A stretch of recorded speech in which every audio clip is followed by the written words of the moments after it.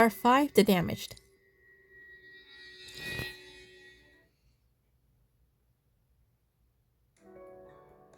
The room is bathed in the soft amber glow of pendant lights, the light reflecting off rich wooden surfaces. Oh, and by the way, what I mentioned in part 4, yeah, I don't think we're going to see like pretty much us until like the very end. So just waiting patient. Elaine places a fine dish on the dining table, her gaze sleeping over the carefully placed settings. A soft sigh escapes her. They should be here any minute now, she thinks to herself.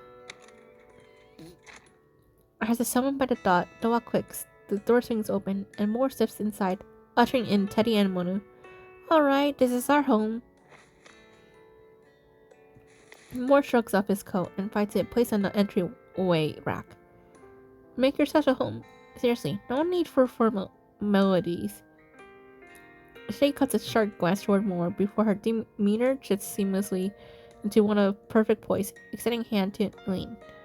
I'm Christina Norman, but just Teddy is fine. It's lovely to meet you. Thank you for looking after Moore at work. Manu. Oh my gosh. Elaine extends her hand to Monu, her expression visible but nervous. Once the formal handshakes conclude, Moore steps in, summoning attention with a gentle, reassuring hug. Hey, why so tense? They're just my friends. Nothing to worry about. With that, Moore leads the way to the dining table. You send into a stiff, silent circle. They are thick with unspoken words. Awkward! He fills the void by switching on the television. The television... I think not the television. The evening news chattering brightly before turning his full attention back to Teddy and Manu. So, I heard you two know each other before you became partners at the Bureau? You heard? Just an office gossip. You know how it is. Figured you two might not hear much of it. You both keep to yourselves more than most. Could you pass some mashed potatoes, please? Luna passes the dish of mashed potatoes to him. That's correct. Teddy and I go way back. Back then, she was a rather melancholy girl. And even now. Teddy shoots a sharp glare at Moore. Sorry, my bad. And here I thought you were the Bureau's resident nice guy. Why does everything lately remind me of that annoying man? Who? Oh. I just want to bond with my little sister. You know, I don't often have the chance. Whoa, is that all you got to say to your brother? Forget it. Teddy lets out a quiet sigh, her knife slicing into the steak with sudden pointed force. Under the table, Moore stifles a wince as Lean's shoe presses firmly onto his foot. Are you two gardening, Lean? Luna glances around at the houseplants and flowers decorating the room. Yes.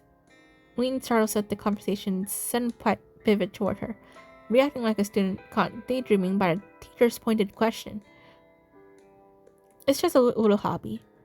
It's a good hobby to have. The vegetation coverage in the city is at an appalling low, after all. Right? Who knows where all of Lucian's tax money actually goes? Like a pre-written script executing, Moore instinctively fills the silence, keeping the conversation moving. That's tax alchemy for you. These two are absolutely helpless. I just remembered, I still have some plants that need watering. Oh my goodness. And she's so shy. Lynn rises from her seat with an apologetic look.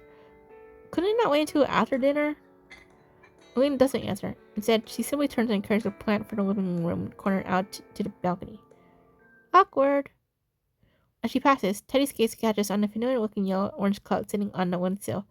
It's filled with soil, cradling a single fiery orange-red flower. Sarah? Moore, how's your investigation coming along? To check case, I got some leads. His record was spotless. He moved to Lucian 5 years ago and opened a high-end restaurant. The place has professional management, strong performance, and stable finances. He was on a dating site, dated 3 women. Two were one-time dinner meetings. The third he met twice, but didn't go anywhere. I did field interviews today. Didn't turn out much. The consensus is he's a decent guy. but too old-fashioned. Quiet. Honestly, a bit boring. Can you believe his favorite movie is The Terminating Robot? A story about a robot from the future sent back to assassinate the mother of humanity's future leader. I guess that old school type isn't really in style anymore.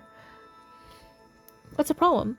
I searched his residence. His apartment is exceptionally clean and tidy, clearly well maintained. For a single man, his habits were remarkably disciplined. His fridge is fully stocked, including fresh fruit. Most single guys I know can't be bothered. They just take vitamin pills. Breakfast at home, lunch at his restaurant, and dinner at home.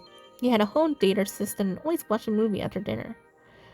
There are even 3 identical suits dedicated to tight rack in his closet. The guy lived with a life of stability that most people can only dream of. After saying this, he falls silent for a moment. The only anomaly is his diary. He wrote what? Every time I look in the mirror, I see a man standing on a lone log floating down the river. Our past, our present, and our future. All of it is nothing but bubbles. Oh my goodness. You're dreaming in a log room. If the world is but an illusion and consciousness is just a phantom. This is the connection. What did you say? I've been thinking. Writing machines appeared in both Christina's and Jack's cases. There must be some sort of connection between the two. And the connection has to be the key to the killer's motive. The killer's motive? Huh? Both Jack and Christina question the nature of reality itself. Are you saying we have a serial targeting people who believe the world isn't real? That premise sounds absurd. There's another lead. His bank record showed a weekly transfer, same time, every week. Payments to a psychological clinic. I think that doctor's name is who? Welcome to Lucian Trending. Our guest today is a leading expert in psychology, Professor John. Right, John, that's the name. Our topic is a reportedly trending condition in our city. Patients questioning whether the world around them is real. Is this a genuine phenomenon or just an urban legend? The table falls silent as all 3 of them turn to look at the TV. One turns up the volume.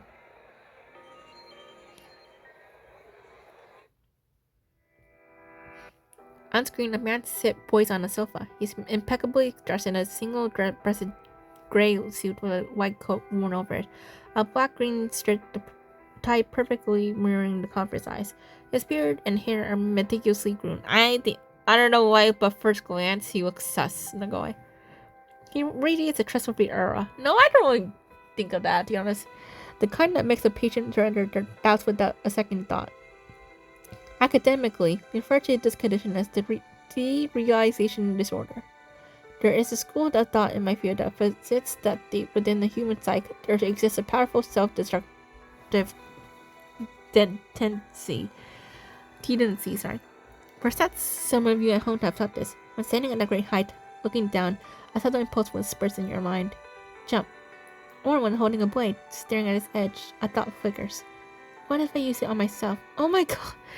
What's with the suicide stuff, please?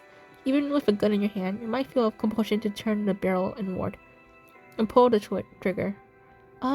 Professor? Yeah, I know, I'm uncomfortable too, host. My goodness. Getting back to derealization disorder, patients themselves share no clear commonalities. A successful restaurateur and a dog worker can both fall prey to doubting the reality. In fact, settling my professional role aside, I can empathize with the post to question the density of the world. Professor, are you suggesting that he flounders, discerning the conservation slipping through his mental grasp? Consider that our conscious mind is merely the co-pilot of the body. So what, then, sits in the driver's seat? That power varies. Some is instinct, others emotion, or simply habit. And from the passenger seat, you look out and see the reason to jump. You see an exquisite world, vast, beautiful, and cruel, operating in endless intricate cycles. Faced with such a spectacle, who would pause to wonder, is the world I live in truly real? The man's voice is calm, methodical, weighing out a philosophy of words and hearsay. With every word, something long buried begins to stir inside you. My god, that's really dark and too much, honestly. You are in the passenger seat, your neck straining as you fight to look up. You look up, and you see Christina's, your face. What? Oh my god. The truth has always been just one page away. You've always known. Teddy, you're the one who... The television screen dies, plunging the room to a sudden ringing silence. Eileen stands in the living room, her expression literally unreadable. I'm looking into that psychologist tomorrow. The dinner gathering dissolves into quiet goodbyes, each guest retreating into their silence of their own thoughts. On her way out, Teddy's gaze screws to the living room windowsill.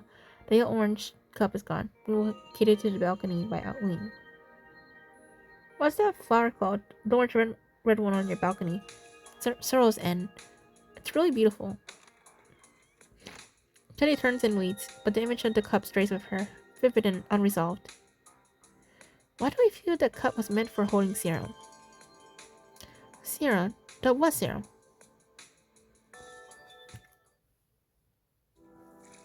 Laura clears the table while Wing washes dishes in the kitchen. You can just leave the washing to me. Wing doesn't respond, leaving the room in an unsettling stillness. Why did you choose to become an inspector? I must pursue the truth. This isn't your responsibility. For the passenger seat, you look out and see the reason to jump. You see an exquisite world, vast, beautiful, and cruel, operating in endless, intricate cycles. Faced with such spectacle, who wouldn't pause to wonder, is the world I live in truly real? The man's voice is calm, methodical, weighing out a philosophy that borders on hearsay. With every word, something long buried begins to stir inside you. Oh my gosh, the same thing? Let's see. I'm just gonna skip this one. Ugh. A woman in a black dress lies in a pool of crimson. Who is she? Who? Eileen, is this world real? A poor cooking plate slits from Eileen's grasp, exploding to a constellation of white stars on the dark marble. She spins, her eyes wide in shock and fixed on him. In an expression, Moore finally hears his own words. No, I didn't mean it like that. I was just wondering why Jack would think that way. Oh my god, this is too dark already.